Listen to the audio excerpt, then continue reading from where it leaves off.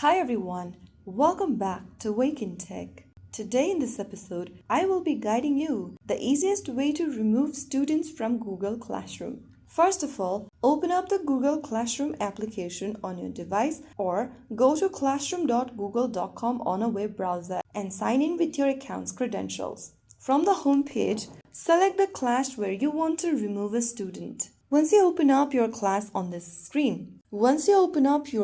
over here on the dashboard, click on People at the bottom right corner.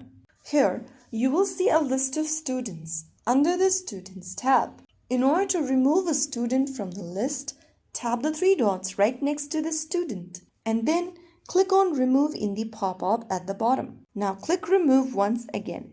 Soon after you do that, you will be able to remove this student from the list. Repeat the process for every other students or people you'd like to remove from your class.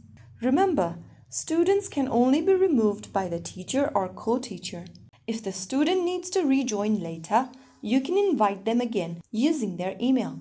So that's how you know you can easily remove students in Google Classroom safely and effectively. If you found the video helpful, don't forget to like, share and subscribe to the channel. I will see you again in the next video. Thanks for watching.